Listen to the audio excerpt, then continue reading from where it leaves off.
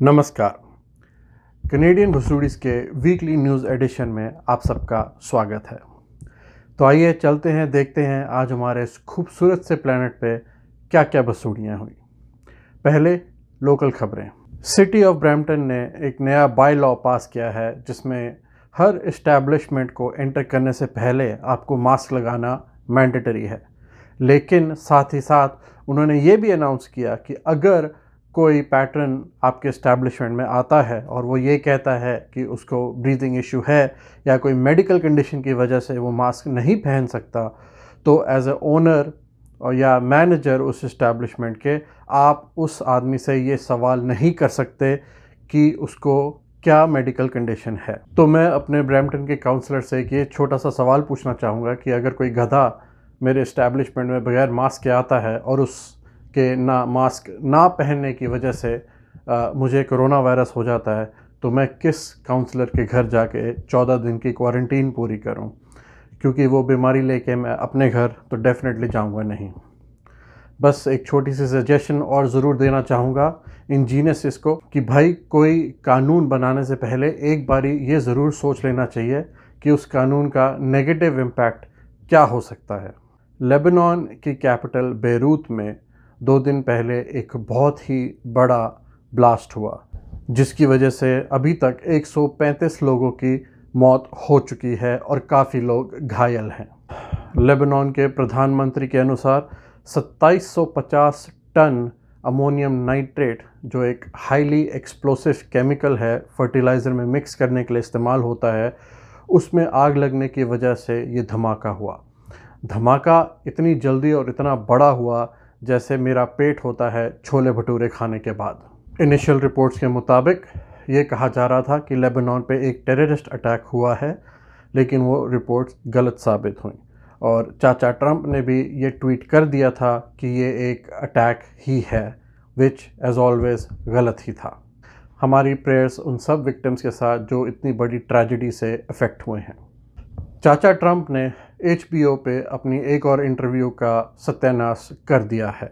उन्होंने अपने colouring stats दिखा दिखा के इंटरव्यू का ऐसा बेड़ा गर्क किया कि समझ में नहीं आ रहा था कि ये इंटरव्यू चल रहा है या सैटरडे नाइट लाइव का कोई स्केच।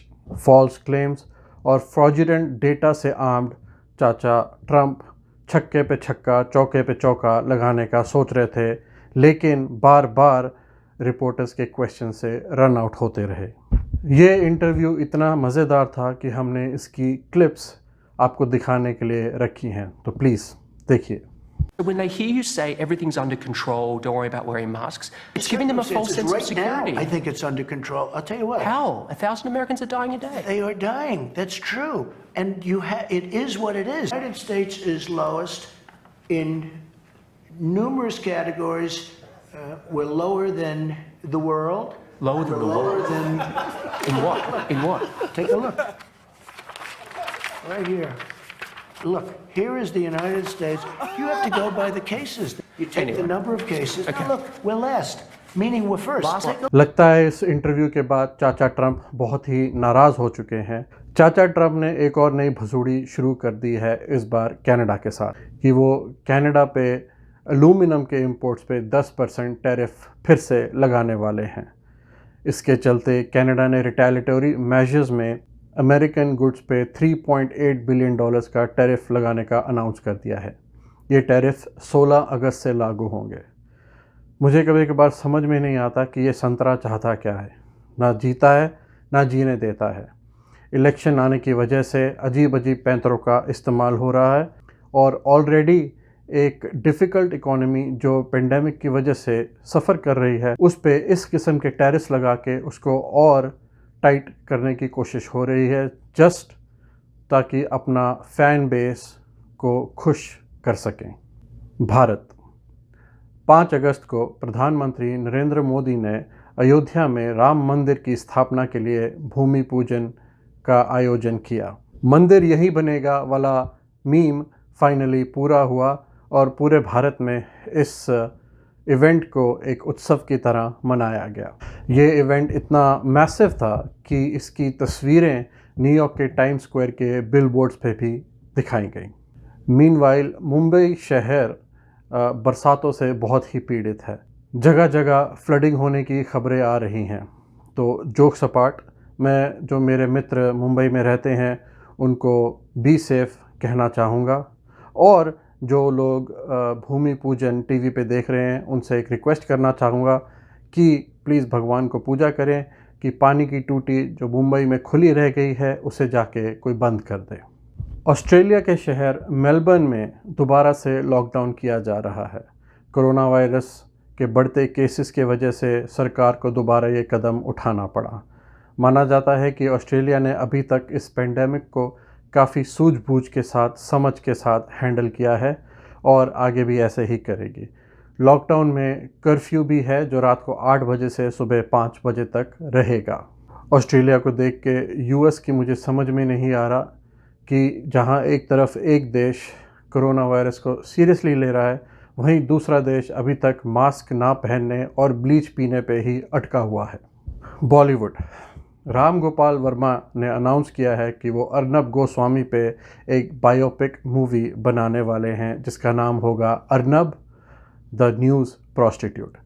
ये खबर सुन के अर्नब गोस्वामी गुस्से से तिल मिला गए हैं क्योंकि राम गोपाल वर्मा ने उन्हें एक प्रोस्टिट्यूट बुलाया, जबकि वो एक हाई एंड एस्कॉर्ट कैटेगरी में आते हैं।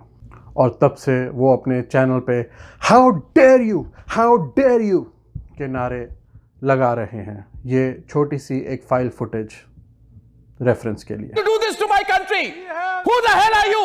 How dare you let your gundas up on the streets? The pictures on the screen, viewers, watch it and expose these people now. The pictures on the screen. Be quiet. Keep quiet. Understand? When you're spoken to. Sushant Singh Rajput के पिता ने रिया चक्रवर्ती के खिलाफ FIR दर्ज कर दी है। ये मामला अब सीबीआई हैंडल करेगी। सुशांत की डेथ जो एक सुसाइड मानी जाती थी, ऑल ऑफ अ सडन एक मर्डर का ट्विस्ट लेती दिख रही है। रिया और उनके साथ 5 और लोग जिनमें उनके परिवार और दोस्त शामिल हैं, उनके खिलाफ ये एफआईआर दर्ज हुई है। बिहार पुलिस का कहना था कि मुंबई पुलिस रिया को प्रोटेक्ट कर रही है और उन्हें उनकी इन्वेस्टिगेशन करने से रोक रही है। अब मामला सीबीआई के पास जाने से सारा कंट्रोल सेंटर के पास आता है और जल्द ही उम्मीद है कि इस केस पे कोई ना कोई रोशनी ज़रूर डालेगी।